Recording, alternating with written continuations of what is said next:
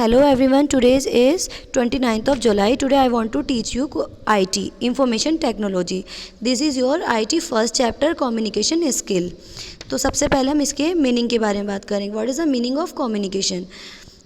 तो स्किल जानने से पहले हमें पता होना चाहिए कम्युनिकेशन क्या होता है. दो लोगों के बीच हो रही बातचीत या कोई भी न्यूज़ शेयर कर रहे हैं, कोई इन्फॉर्मेशन शेयर कर रहे हैं या कोई आइडिया शेयर कर रहे हैं या कोई फीलिंग शेयर कर रहे हैं, तो वो कम्युनिकेशन ही कहलाता है. तो कम्युनिकेशन 2 टाइप से होती है आपके. या तो आप बोलकर और लिखकर अपनी बात किसी को के पास भेज सकते हैं या किसी से कह सकते हैं, या आप लिखकर और सुनाकर किसी को अपनी बात कह सकते हैं.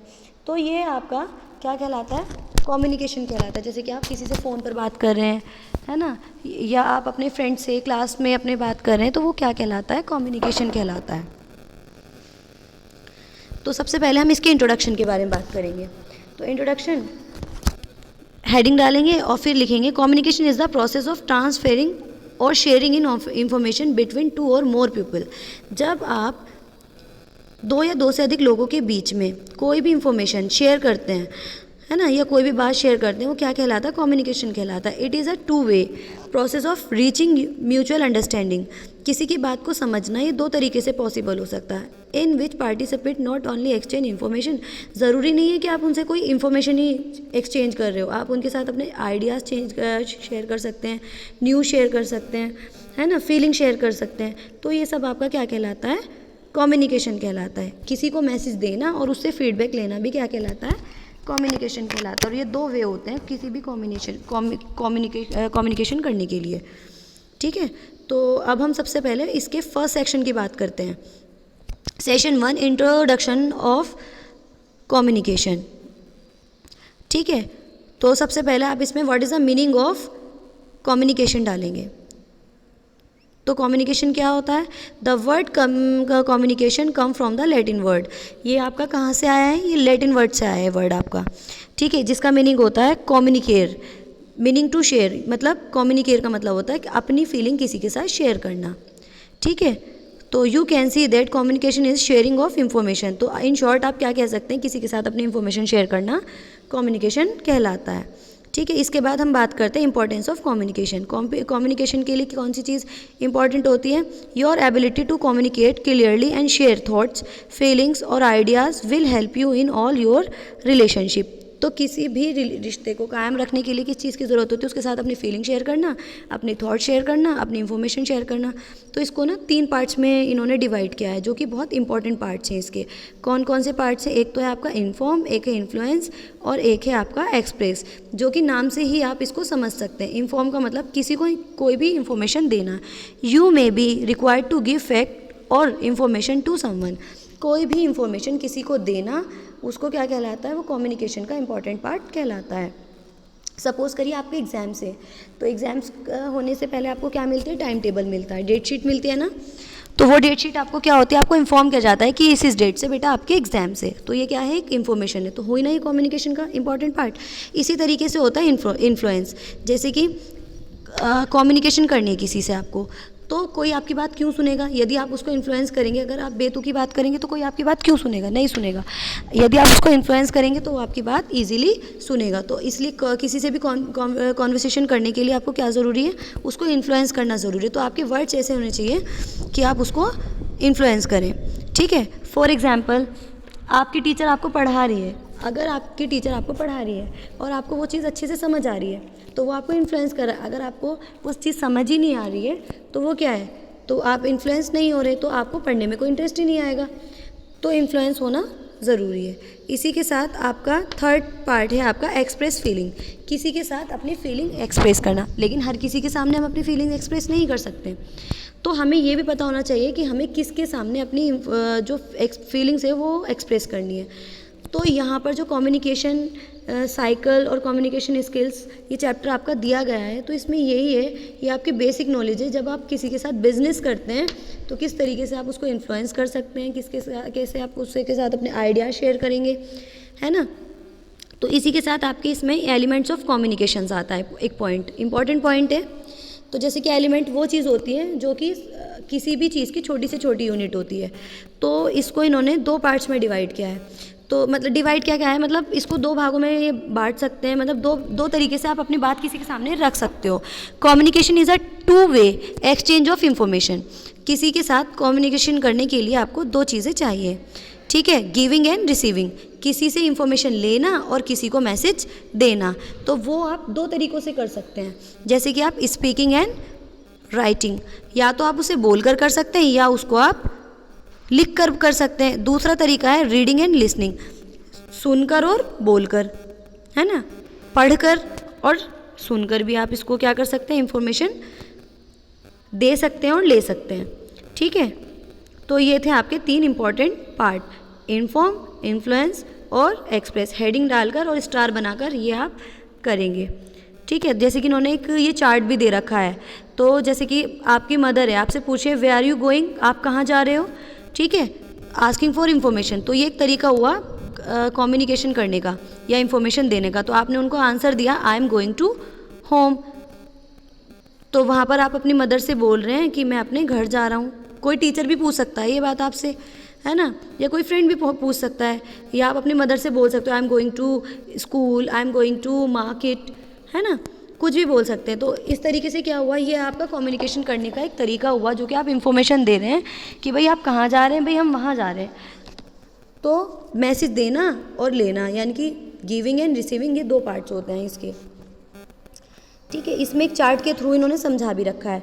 देखिए जैसे कि फर्स्ट पॉइंट है, इसमें दे रखा है the communication process start with the sender. जो कम्युनिकेशन स्टार्ट होती है वो सेंडर से स्टार्ट होती है, जो कि मैसेज दे रहा होता है। ये आपको नोट डाउन में अपनी बुक में नोट डाउन करना है, ठीक है। Second, a sender sends a message giving और आस्किंग फॉर इंफॉर्मेशन। जिसको आपने इंफॉर्मेशन दी है तो या उसको आप मैसेज दे रहे हो तो उससे पूछना उसके बारे में, ठीक है। मैसेज, इसके बाद आपका थर्ड पॉइंट है अ चैनल फॉर अर्थ, वो रास्ता जिसके थ्रू आप उसको इन्फॉर्मेशन या फ़ोन के थ्रू भी दे सकते हैं, लेटर के थ्रू भी दे सकते हैं, है ना।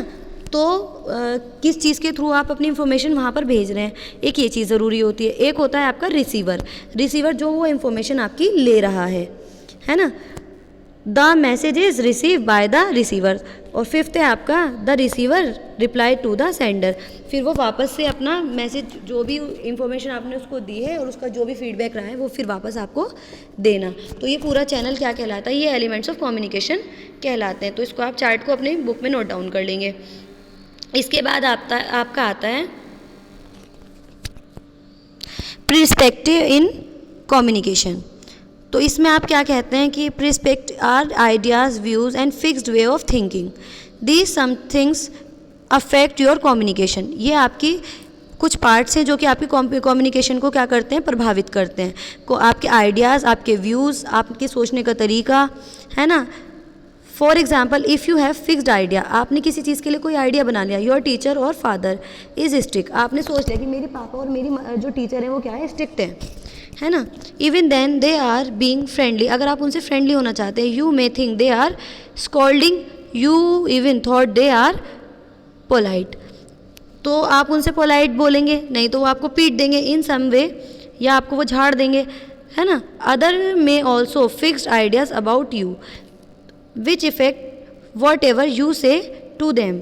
तो मतलब जब आप किसी के बारे में कोई आइडिया बना लेते हैं तो उससे आप किस तरीके से बात करते हैं, तो ये भी आपका क्या कहलाता है, कम्युनिकेशन के इम्पॉर्टेंट पर्सपेक्टिव्स कहलाते हैं। इसके बाद इसके कुछ फैक्टर्स आते हैं जिसको आप इस पूरी टेबल को नोट डाउन करेंगे।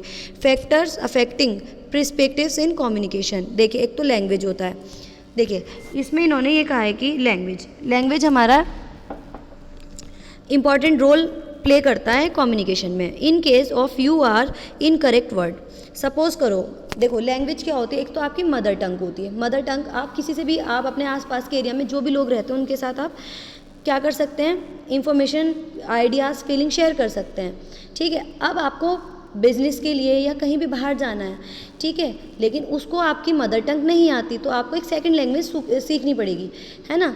तो लैंग्वेज का भी कम्युनिकेशन में एक इम्पॉर्टेंट रोल होता है।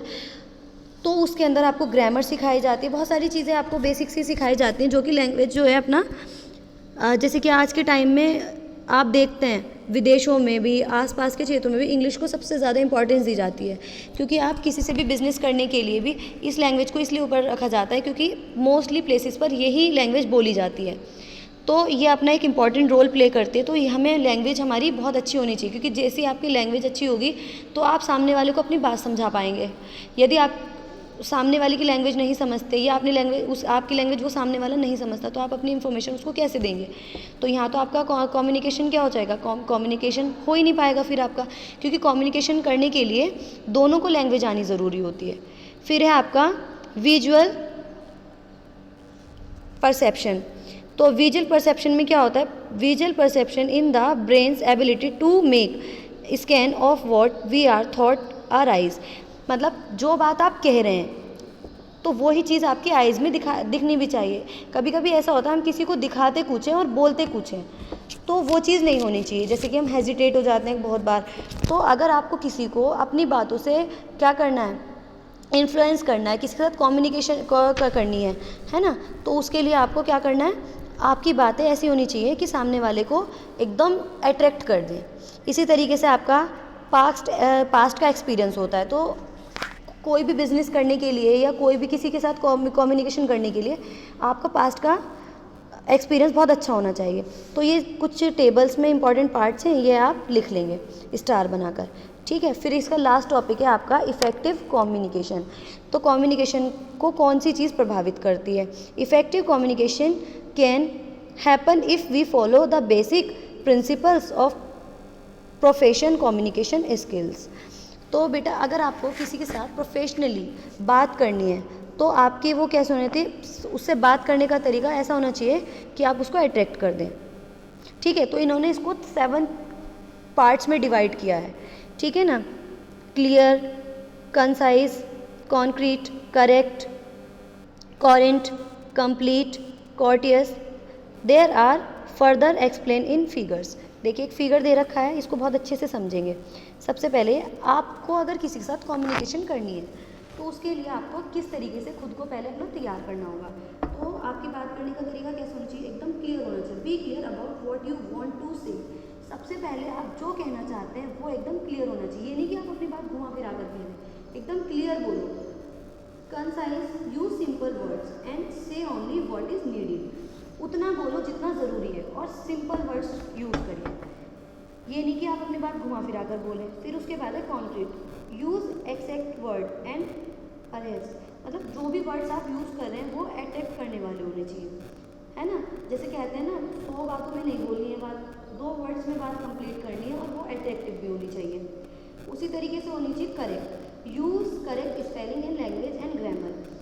अगर आप किसी के सामने लिख कर, बोल कर या किसी भी तरीके से अपनी बात रख रहे हैं तो वो आपकी एकदम करेक्ट होनी चाहिए स्पेलिंग। यदि आप स्पेलिंग मिस्टेक करेंगे तो आपकी उसके सामने इमेज कैसी बन जाएगी? एकदम ख़राब इमेज बन जाएगी। तो आपकी स्पेलिंग एकदम करेक्ट होनी चाहिए, आपकी लैंग्वेज एकदम करेक्ट होनी चाहिए और आपकी ग्रामर एकदम करेक्ट होनी चाहिए।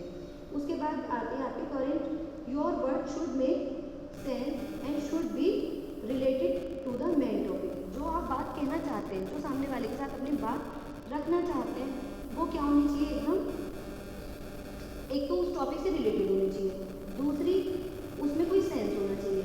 ऐसा नहीं कि किसी भी तरीके से आप कोई भी बात रख देते हैं। दूसरी बात, अपनी बात कंप्लीट। 6 पॉइंट है आपका complete. Your message should have all the needed information.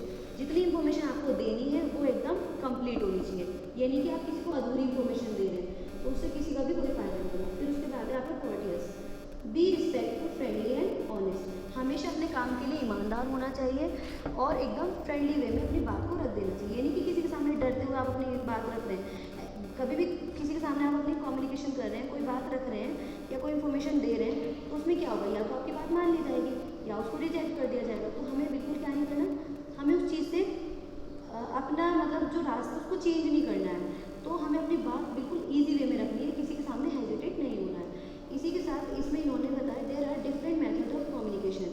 इन्होंने इसके बहुत सारे मेथड्स बताए हैं which include non verbal, verbal and visual. ये आपका सेकंड पार्ट में बात करेंगे, ठीक है ना। जो इसका सेकंड सेशन है तो उसमें हम नॉन वर्बल, वर्बल और विजुअल तीनों चारों तरीके से आपको बताएंगे कम्युनिकेशन करने का तरीका। तो ये चैप्टर आपका कंप्लीट हुआ। ओके, इसके नोट्स प्रिपेयर करेंगे और कुछ क्वेश्चन आंसर्स करेंगे। ओके बेटा।